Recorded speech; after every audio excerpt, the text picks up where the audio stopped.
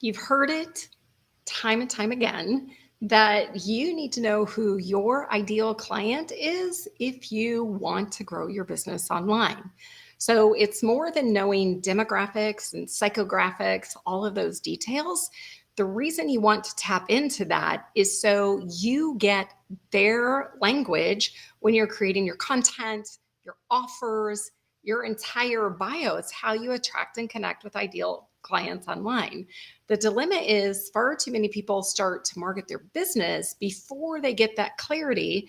So as a result, their message isn't quite connecting, their content isn't there, and sometimes their offers just completely miss the mark, which means you're wasting time and money. So in this video, I'm going to share how to get clarity with your ideal client in 3 quick steps. If you haven't followed me live before, my name is Joyce Lehman, and I show coaches and consultants how to attract and connect with their ideal clients online using simple social systems so they can generate more leads and make a bigger impact without getting overwhelmed in the process. Now, what I'm going to be sharing with you today comes directly out of the incubator. It is my Brands That Sell blueprint, and it's the very first place to start. So if you don't have a pen, grab it. And if you want to just watch and get the show notes, then drop the word clarity and I will make sure and send them your way when we get done. Okay, so something to keep in mind is if your goal, I understand that you want to generate revenue, but if you're trying to serve everyone, you're literally serving no one. So you can't connect with your ideal client if you don't know who they are. That means you can't go find them online. You don't get the messaging right. But when you identify who you love to work with and their biggest problems, then it really helps you to tune in to your message because you're tapping in to their desires. And it also helps create that connection on an emotional level, which is the big thing, because people aren't buying the thing, they're buying based on emotion. So that's where this is going to be helpful.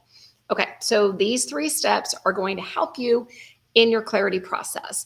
So step number 1, define what you want in your ideal client. I know it would be great, like said, to have that revenue to be able to work with everyone, but not everyone is a good fit for you. And so that's why having those parameters around who it is that you truly want to work with. And the easiest way to do this is to think about 3 different levels of clients. When I was back teaching business development, it was all about A, B, and C. You might call them bear, deer, bear, deer, and rabbits. They could be whales, dolphins, right? Minnows, it's whatever that is. But think A, B, and C. So your A client, these are your signature program clients. These are the clients when I was doing consulting that they took all of my services, or it was a keynote client that they wanted a keynote, they wanted training for their team.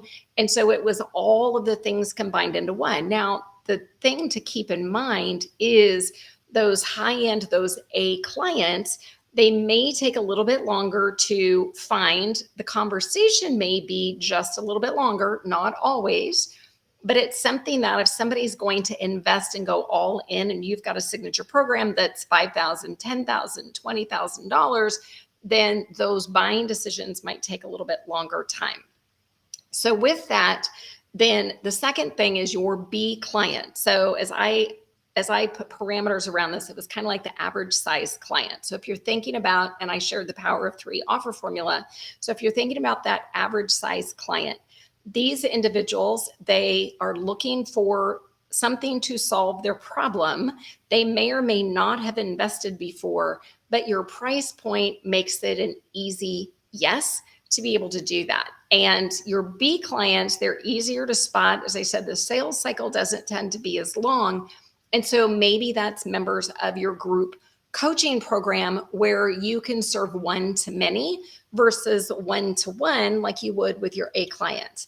Now, your C clients, and this goes back to, it depends on how your coaching practice, your consulting practice is established. So your C clients may be a one-off call. It's that they want to make an initial investment. It could be a micro offer that you have. When I had consulting clients, it was a very short-term project, but they could always work into being that middle client or that signature client. So that's where thinking about, define what you want in a client. What do those clients look like? And if you have an existing client base, one of the best things to do is to go back and organize your existing client base and go, these are my A's, these are my B's, and these are my C's. If you're brand new, you don't have any coaching offers yet, then this is where look at the people that you know and go, who would I absolutely love to work with? Or who are individuals that you may have done one-off sessions with in the past, kind of get that idea around that clarity with your ideal client. But ultimately it comes back to you decide who you love to work with, because if they're a pain in the ass and they drain your energy, they are not worth the money. And even through the pandemic, there were 2 clients that I let go. It started off, they looked like they were going to be fantastic. And this was like full-on brand clients. They needed my website designer help. They needed logo help. They needed full-on support. But with that, when it came down to, we had that brand established, and then they wanted to get started with, they already had an existing email list, but they weren't doing anything to nurture it. And as far as social media, they immediately pushed back and said, we don't want to be on social. It's like, if you want to grow online, social media is a part of it. And so it just became that it wasn't worth, it's like, I can't help you if you're not willing to do what I'm telling you to do. So think about the clients that you have or the clients that you would love to work with. But this is something where if you had to pick one person every single day, who would that be? What would you help them do?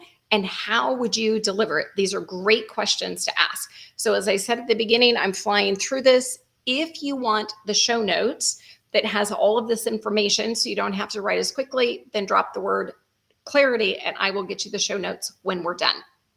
Okay, so the second piece of that is when you get clear on who it is that you do want, then you help to weed out the people who aren't a good fit. As I said, I let 2 clients go. My team went ahead and serviced them, got the rest of their stuff done, and they were going to take off and do their own thing. And that was great.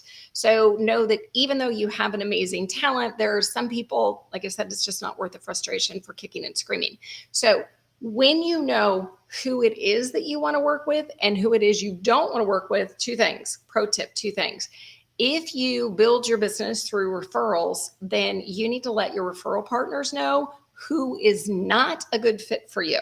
So that's where giving them some specific language or those keywords that they can look for. So as they're having conversations, they know how to introduce you. The second thing is if you have a website, you've got a landing page, then this is where clearly spelling out, your ideal client. So here, and on mine, I say we might be a fit to work together if. I have another column and it's on the Work With Me page that says, no matter what option you choose, coaching does not work for. And I list out specific things that say, it's the people that I want to work with. I'm looking for the driven folks. I'm looking for people that have my desire to say, okay, I downloaded that freebie. I want more. I'm going to implement. Sometimes it's not always easy to implement, but I'm going to go ahead and do that. And so it's also, they're willing to do the work. It's not if somebody says to me, I want to go viral, you are not a good client for me. Even though my Giphy channel has over 208 million views, I don't want people that just want to go viral. I want individuals who want to build a sustainable business. So that's why writing down and thinking, who are the types of people that I want to work with? What do they desire? What are those characteristics? What are they looking for? On the other hand, as I mentioned, I actually let a client go because they didn't want to use social media to build their business. In today's world, that's part of the requirement that I work with. I used to teach how to build a business with networking events purely offline. That's fantastic. If you want to do that, that's great. But for me, it's finding that combination to really connect and build relationships where you're using offline and online strategies. So as I said, think about your perfect client, what their characteristics, and you can call them spiders. It's the people you don't want to work with. When I mentioned your A, B, and your C client, is you're putting parameters around that. Okay, so Here's the other thing that goes with that. When you know who your ideal client is, then it's easier for you to spot language in their social media posts if you're at a networking event, in their conversations. There's this part of your brain called your reticular activating system. It's like a mental filter and it helps you pick up on clues. So really getting specific helps your own brain to be able to tune into the people that you are looking for. And with that, you also develop that ideal client. Some people call it an avatar. It can be a persona, but it's like, here's that person that you love to work with. And yes, it goes beyond, where they live and how many kids do they have, or whatever those, depending on your business, whatever those parameters are. Now, when you get that done, I mentioned this at the very beginning, part of it is getting their language, knowing how to reach out. It's part of my Brands That Sell blueprint. It's getting their language that then becomes part of your social media content, your email content, your website content. So they feel like you are speaking directly to them. So super important. Okay, now the next thing is you want to make sure that their gap, like their problem, what they're trying to solve, is in your sweet spot, because you can't serve somebody if you really can't help them skill-wise. So people purchase for two reasons. They have a desire that they would like to be fulfilled, or they have a problem that they want to be solved. So having that clarity, doing that step one work, is really going to help you get clear on the challenges that your ideal client is facing, the solutions that they're seeking, the gap. And so I mentioned it before, my Power of Three offer formula. It's all about having an offer that you speak directly to that first problem that they're wanting to solve. You give them a great win, but then there's that gap to a second piece.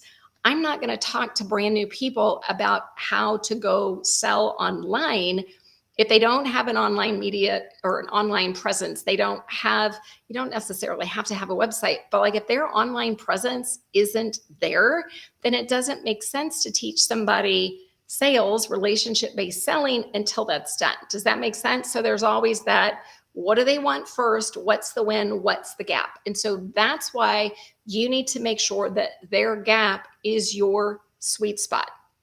So this goes back to, if you're trying to serve everyone, you are not serving anybody. You're doing your ideal clients a disservice. So here are questions. And as I said, if you want show notes, then you can just pop the word clarity and I will make sure and get you the show notes. Okay, so question here is, what do people frequently ask you for help with? This could be minor challenges. It isn't necessarily what your signature offer is, but think about, what do they ask you for help with? What is that first step? When somebody's coming to you, you say, do this first. Number two that goes with that, is this something you already have experience doing, or are you trying to make it kind of it fits for me? And then three, is this gap really in your sweet spot? So when I was first building my business, this was back in 2008, and I was doing speaking, keynote speaking and training. That was my way of marketing. What I saw other speakers doing, and maybe you're seeing this with the folks in your industry, is they had like 10 different talks. They were trying to market to everybody and saying they could talk on 10 different subjects versus getting narrowed down within that niche. So that way, when a speaker, a conference organizer, maybe it was just somebody reaching out with a chamber that said, hey, I think you can help my members because this is the topic that we're looking for, then that's where asking those tough questions and considering what the gap is and what your abilities are, how you can cover that, you're in the right spot. Something else I'm going to add is, depending on the type of business that you have, you are constantly going to educate yourself as your business grows. What I knew in 2008 is a far cry from what I know now. I didn't teach everything. When I think about 2008, everything was focused on mindset. I still know that mindset is a part of what I help clients with, because if they're afraid of going live, or there's something that's stuck in a comfort zone, or they don't know how to use their reticular activating system, those are all things that I can weave in. But I also know, like, I didn't understand tech. I've had to use tech to grow my business. So that has become part of what I offer now, if that makes sense. So really sit down and think about, what is your business? Who are your clients? What are all those special skills that you have? It's that unique spin that you bring to the table, and write those things down.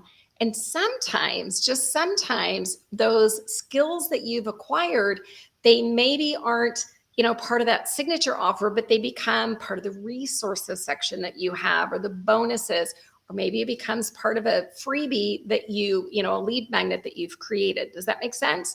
So that's why, make sure that you're updating your skills and including it, but don't do what the original speakers, it's like, oh my God, I talk on 10 topics. No, keep your topics minimal. I'd rather you have, your coaching offer be like this and go super deep than try to cover everything and be everybody to everyone. That does not work. Okay. So who needs this the most? So as you're thinking about your ideal client, yes, I know you can help so many people, but really think about who needs your service the most. If you're a wellness coach, is it men and women? Is it women of a certain age? Is it, does somebody have a specific medical issue? A coaching or a wellness client that I was working with experienced long COVID. So that was part of what she was working into her new offer, because she wanted to get very specific with that. The other thing that helps with is, on the other side, individuals can tap into your messaging the more specific that you get. The other thing to keep in mind is, do they resonate with your personality, your personal story? A lot of times, we do what we do because it's what we've experienced. And so I've seen so many people that they have an experience and then they get their own transformation. They get the additional coaching or certification, whatever that is, and then they decide to launch their business. So that's why you're looking at, does somebody have that personal story that they resonate with you on? Do they value what you do? No tire kickers. Every time I do a free workshop or a free challenge, like I had my 4-day visibility challenge, and it was super short, like 20 minutes each day with a visibility. It was one piece that we focused on, and then I gave people a visibility booster. It's always going to happen online. If you ever do a free workshop, you're going to have far more people that say yes and raise their hand and they want to register for it. But the people that actually show up and do the work, it's consistent. I don't care who you talk to, how many millions of followers they have. There's always going to be more people that say yes, they want a problem solved, versus they're willing to actually do the work. You're going to have people that will say yes to your freebies and lead magnets. Fantastic. But you're also going to have people that are running around, and what they're trying to do is download every single freebie. They're never going to invest in themselves, and they're never going to do the work. That's the big thing. Those are your tire kickers. So those are not the people. They may need you the most, but those are not the people that you want to waste your time on. And yes, there are people that have stories that'll tug at your heartstrings, and you look at them and you go, oh my God, I can help you. If they don't want the help, then you can't help them. So there's a difference between want and need. And then the other thing to look at is, can they afford to hire you? This is where I talked about how to create your signature offer structure. When you have your power of 3 offer formula, with that, you've got a freebie. You've got your lower ticket offer. So maybe somebody doesn't have thousands of dollars, nor do they have the time, and they want a solution right now. They become that client that you could have. Maybe it's a clarity call or a back pocket coaching or whatever you do, but it's a minimal investment. If you're looking at and you're saying, I have one offer, and this is the mistake that I made when I switched to online, because I was used to working with consulting clients that tended to have bigger pocketbooks because they were businesses. When I switched over to online, I came at it and said, I'm going to have one signature offer. Well, that's great, but it weeded out everybody that was either newer in business or they just didn't want to make that investment at that time. So now having my free offers, my micro offers, right? Small offers that are under $50. You've got a mid-ticket offer, and then you've got your signature offer. So that's where you can meet somebody where they're at. with what they're trying to solve. And if somebody gets a great win, then that makes it easier for them to say yes. Because if your business, maybe you're doing something with social media, or you're a wealth coach, or you're a relationship coach, something that unlocks that, and they're like, oh my gosh, I got this value out of this, it makes them want to invest more. So don't always look at somebody and say, hey, if you're not going to invest in my high ticket offer, I don't want to work with you. You never know who those, what I called your C clients, or those small clients, they might be willing to invest with you. You just haven't had the conversation, or they haven't given you the right signals yet. The other thing to look at too is, where you can get some great research, is look at Facebook groups. There are LinkedIn groups. There are Quora conversations targeting your ideal client. These are niche specific groups where you can go in and you can get some of that research. You can get that insight if you don't want to reach out and have conversations with people to get that feedback. Also look at, are there courses or books on the topic that you're teaching that people are buying? When you see other people creating the same content, then that means there is a need for what you do. You still have to market. You don't want to copy what somebody else is doing, but you can see that there is a need. And when you understand all this, then that also helps you to figure out where your perfect people are spending time online. You're going to start to see patterns that emerge, which is really helpful. It helps in marketing, helps, as I said, in email content, social media content, short form content, all the things. Now, something that I created is 10 questions to help you find your perfect people online. These are questions that when you ask, then it gives you that more detail on who needs this the most. So if you want this, then make sure you drop the word 10 questions in the chat, and I will send it your way. In fact, I just went back and updated it with the latest and greatest, because as you know, things change online all the time. And so I'm always doing that with lead magnets. Okay. So with this, I have people saying, can I have a quick recap? And absolutely you can. So here's how to get clarity about your ideal client in 3 quick steps. You know that you need client clarity. You hear it all the time, but if you haven't taken the time to do that, to get clear on your messaging, you know who you're looking to help, their biggest problems, then if you're marketing to everybody, you're marketing to nobody. So follow these 3 steps. So number 1 is define what you want in a client. You've got to look and see what you want, not trying to work with everybody. One of the easiest ways to do this is look at your existing client base and then categorize them by A, B, C, and F. A are your biggest, best clients, depending on the type of service, like they're your signature offer, or maybe it's they're spending more time with you. They want a year-long coaching session or coaching sessions with you versus they want to do one off. If you're doing consulting, could be an entire suite of services. Your B clients, they are willing to invest, typically not the signature amount, but they see that you're the expert to help them solve that problem, and they do want help in doing that. Your C clients, these can either be somebody that wants to pay for a clarity call, like a one-off session. They can always grow into the B's and the A's, but the easiest way to figure this out is to write your clients down, your existing clients.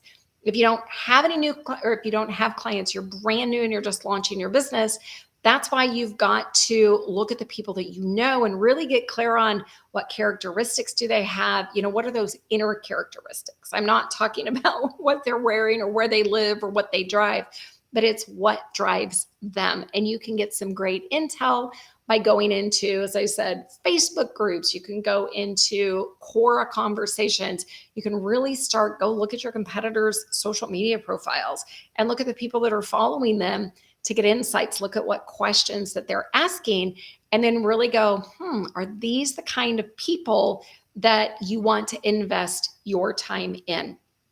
Also look at who you love to work with. Like if you could work with one type of person every single day, what is that person like? You don't want the energy vampires, the ones that literally suck your energy. It is totally not worth it. And at times you have to make the call that you're going to fire a client. But guess what? If you let go of the clients that are draining your time and your energy, then you have more time to work with the clients that you love. The biggest thing is when you get clear and define who you want to work with, then it helps you to weed out the people that aren't a fit for your business. Once you get clarity around this, make sure that you put it on your services page or somewhere on your website, or you can even weave it into social media content and hint and get specific about who these people are. All right. Second thing is make sure that their gap is your sweet spot. If you try to market to everybody and say you can do everything, then your marketing, there's no clarity in your marketing and you don't know who your ideal client is. People buy for two reasons. They have a desire they would like to be fulfilled or a problem that they want solved. And knowing the language to use is key within the process. So the biggest thing is when you get clarity, you have these conversations. It's the first step in the brands that sell blueprint, and you get their specific language. What are they looking to do? But it's not just a problem. It's literally what they're saying about that. Then that also tells you what that gap is. So it's like, here's the problem, here's the gap. This also leads into the next solution. And this also shows you how to bridge the gap, right? It's the language. How do you, the there to here story. When I introduced myself and said, so they can, talked about the problem, so they can. There's a little tip, use that language. All right. So here are a couple of questions. What do people frequently ask you for help with? This can help you come up with lead magnets, ideas. It might also help you fill in some gaps on your existing offer. These could be minor challenges and not necessarily what your signature offer is. So the two questions, is this something you already have experience in doing? And is this gap really your sweet spot? And then number three, who needs this the most? Not who wants this the most, because there may be a number of people that want what you do, but it's the difference in, are they willing to invest the time and do the work? Or do they just download every lead magnet known to mankind and they sit in their documents and they collect dust, or they bought tons of courses and they never do anything with it? I'm guilty of that. I have a couple of things at the very beginning where I was looking for all of the things versus this is what I really need to focus on. So look for the clients who need this the most. So once you've got more clarity on your niche, then are they going to resonate with your story? Are they going to connect with your style? When I was working with attorneys of all things, before I switched purely over to online coaches and consultants, different attorneys had different types of personalities. You could have two estate planning attorneys, but one could be more laid back and one could be very technical. So that's why when you think about, does somebody resonate with your personality and your style? If you have a competitor that does the same thing and you have completely different personalities, then that's why you're looking for people that jive with what you do. If you've ever been to a networking event or met somebody one-on-one and you kind of felt that friction, those are not the people that you want to work with. They will literally suck your energy. Also going back to, does this person value what you do? We don't want any tire kickers. There are a lot of tire kickers online, but does this person actually value what you do? And then number three, can they afford to hire you? Now, I have people who are on my email list and they are constantly downloading lead magnets, which is fantastic because it shows interest. But I also know out of that, it's easy to reach out to those folks to see if they're willing to take the next step. And I had one client that came out of a simple conversation. I saw her make a post in my Facebook group, and I simply reached out to say, hey, you might not want to do that. You do this. Next thing I know, we have 2 projects that we've been working on. So when you're looking at, it's hard to judge people because you don't know what their circumstances are. You don't know, have they invested or not? It's a great way to ask a conversation, what have you invested in? Or maybe it's the freebie, but they've actually done the work and they're excited about doing more. So you should have various offers to meet your clients where they're at. I've got another video on creating your series. Gotta love life video, but it's creating your signature offer structure. So it's super important to be able to meet your clients where they're at. So once you understand who your ideal client is, you know where they're spending time online, you know the language that they are using, then it's easier to create your content, your offers, so you can reach them where they are at and emotionally connect with them in a way that shows that you're looking to build relationships, and when the time is right, get new clients. So out of that, I mentioned this before, but I want to mention it again. So if you know who your ideal client is, then I have created 10 questions to help you find your perfect people online. These are questions, but these are also insights with 10 specific places you can go look to connect with people. And guess what? You can also do that as part of the research that I mentioned earlier. So I will be live every single week, and I look forward to connecting with you. You can always drop the word clarity to grab the show notes, and otherwise,